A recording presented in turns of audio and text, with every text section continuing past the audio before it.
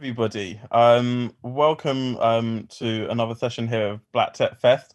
And this one is on the next generation of tech leaders. Ashley here, co-founder of Cullen Tech. I'll put a quick disclaimer. I'll point out the very obvious. This is a manel. And I'm not a massive fan of manels, but I am a fan of all of three of the men on this panel. So I am going to do my best to make sure that we hear as much as we can for them. I do want to say that because it's really important for us on a diversity inclusion lens, and we do have lots of fantastic females speaking on some panels, if that's the right word to call them as well. So, but there are great next generation of leaders who are women too. So I did want to disclaim that. But we've got a fantastic set of speakers here today, joining us from around the world. So I don't want to take up much more time on this because I want everybody to hear their stories. So I'm going to do a quick round robin and say thank you to Alex, Chris, and Brandon for joining us on the call. But I'm going to ask them, especially because two of them are salesmen, to give us a quick roundup of what they do in about 30 seconds time, and then we'll go around and then I'll dive into the substance of what we're going to talk about today. So I'll start with Alex. Alex, do you want to kick off and give us a little lowdown on who you are, why you're joining us, and why you're the next generation of a tech leader, if we've not one already? Absolutely, it's great to be on. Lovely to be spending some time at Black Tech Fest. My name's Alex Alleyne, and I've spent the last 10 years of my career mainly working within sales roles in a number of different hypergrowth tech companies. Most recently, and where I currently am today, is with Amazon Web Services. Many of you have probably hopefully used Amazon Retail or ordered something from Amazon.com at some point. So that's, of course, the business I work for. Alongside that, I also run a sales consultancy working with businesses and business owners to help them build, grow, and scale sales plans and strategies to support them in assisting their growth over many different years. So that's just a little bit about me. Fantastic. Chris, do you want to go next? Yes. Hello, everyone. Thank you very much for the invite. It's great to be here today. So Chris Achiampong. So I am a client executive and for IBM. So I cover, as leading hospitality and retail chains. So the likes of Poundland, Green King, etc. And I'm also a part-time football scout for Liverpool. So I do that on the side. That's my side hustle. And, I'm really passionate about tech. I love technology and actually done a degree apprenticeship to join IBM. So, and, I'm sure we're going to explore that a bit further. Fantastic. And all the way from across the pond, Brandon, tell us where you are and tell us a little bit about yourself as well. Well, good afternoon and good morning, because I'm here in the United States, Oakland, California, in the San Francisco Bay Area, and it's just after 8:00 a.m. here. Great to see you all. Thank you. I'm Brandon Nicholson, Executive Director of the Hidden Genius Project. Our mission is to train and mentor Black male youth in technology creation, entrepreneurship, and leadership skills to transform their lives and communities. We work with young people, obviously Black male youth included, but really work to help young people elevate and realize their potential as leaders in their communities, certainly leveraging technology, but that could be by way of engineering, design, sales, or them just pursuing their passion or interest, which might be sports or plumbing or culinary arts, whatever it is. We really just exist to try and empower young people and help them achieve their dreams. So, I think more than anything, I'm here to try and help create and raise the next generation of tech leaders, and we'll see where I fall within that. But it's really great to meet you all, and happy to be here today. Thank you. Well, you're already doing that, and the Hidden Genius team are so close to the Cullen Tech team's heart. We've actually been working together for a number of years, for those who don't know. And if it wasn't for a global pandemic, we'd be doing this together in person. We've done it for the last couple of years, and we make an effort to make sure we go and see each other. But Brandon, tell us a little bit more about the work that the Hidden Genius Project do, and I suppose what work you personally do in terms of building the next generation of tech leaders. Sure. Well, we have a number of components. Our core component is a cohort-based program for boys and young men in high school, Black boys and young men in high school, and they spend 15 months with us, about 800 hours, learning the fundamentals of computer science and tech, business, entrepreneurship, and then integrating that into leadership issues of social and community justice, service, et cetera, and identity development as well, which is really big. And then, of course, the experience culminates in these young people building their own projects, software projects, business projects, full stack, web-based, mobile, really depends on the young person these days, games now, game design. But ultimately what we're trying to do is inspire them to really pursue what they love and then find ways to leverage their skills, resources, and networks to get there. Then we have a number of additional components, which is what brought us to work with Keller and Tech. And through those components, we're actually able to reach a much broader group. And so when we think about the why behind what we do, we see such great opportunity with Black male youth in our communities. And we believe that as we work with them intensively and holistically and compassionately, it stands to benefit the entire community, entire society. And so when you see other components that we do, like we've done with Keller and Tech, where we've been facilitating workshops, exposure, is it robotics, is it around, engaging young people at the intersection of sports and technology with Chelsea. I think Chris mentioned every club but Chelsea, right? But we've had some great partnerships. And it's been our young people, our young men who've been facilitating that. So if you see a color code event in 2019 or 2018, you see, these, 17-year-old, 20-year-old boys and young men actually then, paying it forward, taking on that leadership and inspiring other young people of all backgrounds, right? And so we're really proud of that and proud of what we've been able to do to try and create a more culturally relevant experience for our young people more broadly. Myself, I've got a background, I grew up here in California, in Oakland, California, and I've got a background in public policy, focusing on education. So always have been interested in supporting young people and empowering young people to be able to, thrive and have the best experiences possible. So I'm definitely doing something that I love now. And, every day, my job now is to run the organization. It's a non-governmental organization, or a nonprofit, as we call it here in the States. But we do run it as a business, and we try and run it well. And so, we've been seeing a great deal of growth. We started with 5 young people in Oakland, California, in a small office, back in 2012. And now, in 2019, for example, we served over 2,200 young people. We have a site in Los Angeles now. We've been able to do programming in London and Johannesburg and so many places across the US. So just really excited about everything we get to do and how brilliant our young people are. And I was putting my hands up there, not to stop. I was doing the whole jazz hand emoji. No, it's all good. Like, breathe. I appreciate the jazz. That's growth, and I love it. And thank you to our partners as well, because Google Org have made a lot of this happen, both for us and Brandon as well. So just want to put that out there. But let's move to a different topic, because you kind of dropped it in suddenly, and we've done some work with a few folks. But Chris, what's the connection with your career in football, and tell us how, as someone who probably didn't, and I don't want to ruin the story, but didn't necessarily start in tech, how you got to do what you do, like no code. Tell us.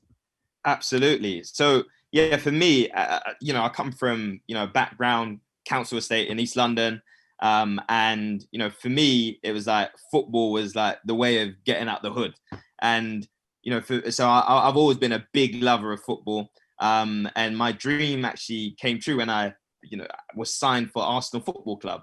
And so I was training and signed for Arsenal for 4 years. Unfortunately, I, endured a career-ending injury. So, that dream kind of was short-lived.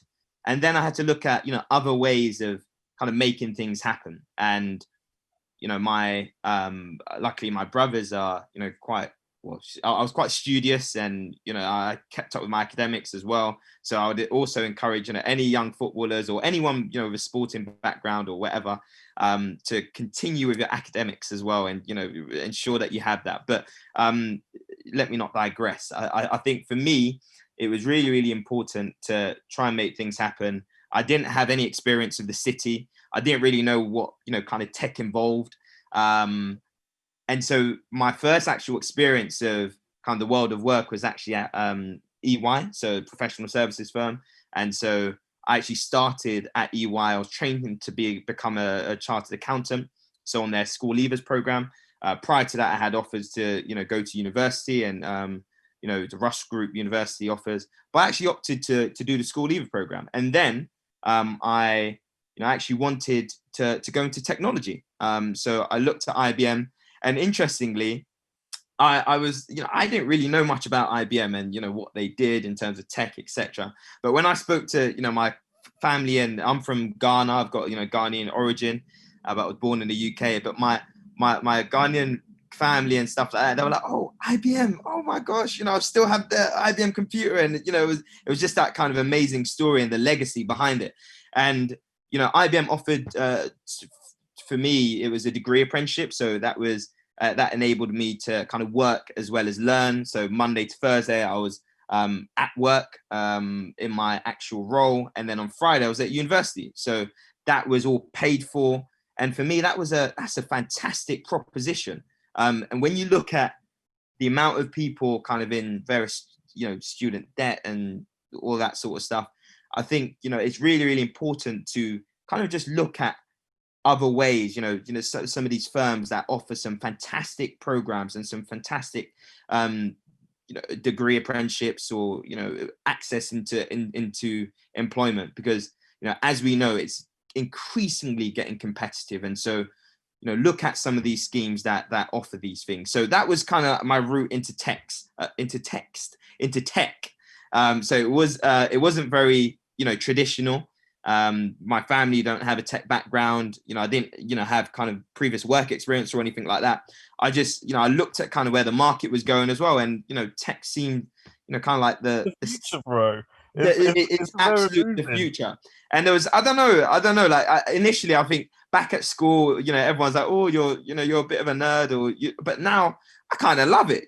I like learning about kind of the business challenges and how I keep saying how tech can provide a solution to some of those business problems and those challenges. I'm gonna loop it in because I want to make sure, because I've got a nice hook here. Absolutely.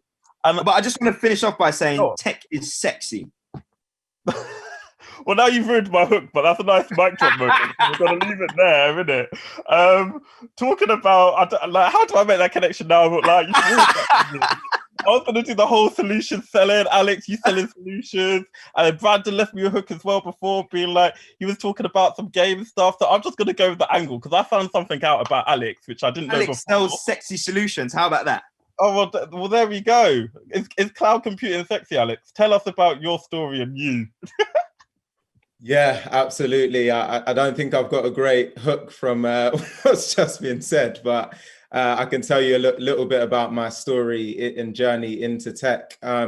As I shared previously with you, Ashley, actually, I originally started out or kind of had my foot in the door of tech as a professional gamer, to my mother's dismay and probably to my grades' dismay at that time. What games? You got to tell us the games. It was on Call of Duty, actually, on the PlayStation. Many years ago, I actually just started playing, found out I was really, really good at it. Always been a little bit of a leader and ended up combining the two and creating what was at the time one of the most successful Call of Duty teams, and we competed all across Europe. So that was kind of where I got my first kind of foot in the door when it comes to the tech ecosystem. I started blogging, doing a ton of work within the just gaming sector. And I found out that I just enjoyed that side of innovation, the pace of it, and of course, what I was seeing on that side of the fence. So I combined that with a passion that I found out that I had for sales, just connecting with people, doing deals, always that kind of kid in the playground, buying and selling sweets and all of the above. So when I was age 19, I brought the two together and got my very first job selling photocopiers and printers out in the city for a tech firm. And 10 years on, it's been the best decision of my life. So guys, we're running low on time, but I'm going to run over a couple bits. But we need to do like quick fire. This is going to be like quick fire. So I'm going to ask all of you, why not finance, law, consulting? Give it to me in 10 seconds. We've got 30 seconds. Boom. Who's going to go? I'm happy to kickstart, seeing as go on. Why not one of them? Just, I think for me, we look back in 2007, the iPhone was released. 13 years on, we couldn't imagine life without iPhones. Now we don't even talk about taxis. We talk about going and getting Ubers We're in a global pandemic right now. The way that we're able to actually host this event is all because of tech. So for me, it's really the fact that technology underpins and it empowers our future. And it's one of the only non-negotiable industries out there. Brandon, your go. Yes, I think number one, it's just a platform. It's a tool to help any of us get to our passion, get to our interests. It's got everything and nothing at all at once, which means it's got infinite potential. And it doesn't mean there's only one thing you can do in tech. You can do anything. You can even be a nonprofit director. So. Chris, your go. And I got one question after this as well. Cool. Tech does not discriminate. Tech is sexy. And also, tech is the future. Although we'll hear about how does tech discriminate later on Black Tech Fest when we talk about algorithmic bias. So boom, keep watching, folks.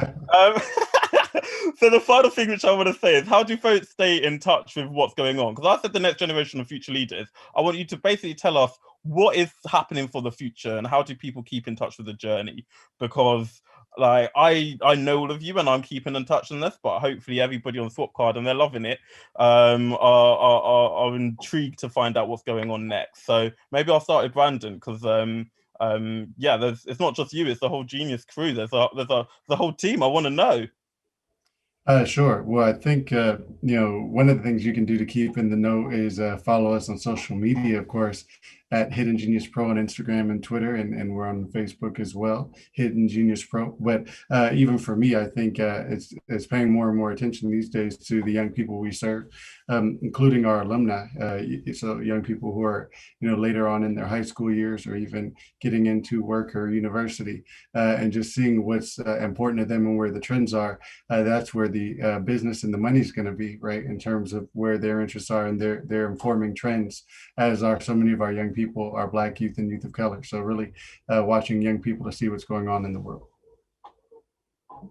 Chris, your go.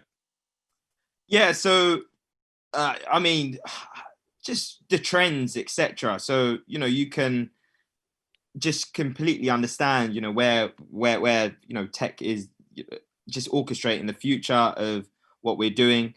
You can also kind of get in touch, holler at me on Instagram, Twitter, LinkedIn, at Chris Achiampong for everything.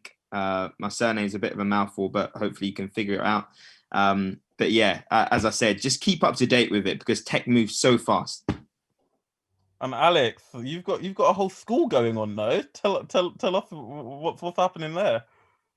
There's a lot going on. There's a lot going on. I think just on the point of trends, I think thing for people to keep in mind is really artificial intelligence and machine learning. If you've got any home devices like an Amazon Alexa, that's what it should be, or a Google Home Boo.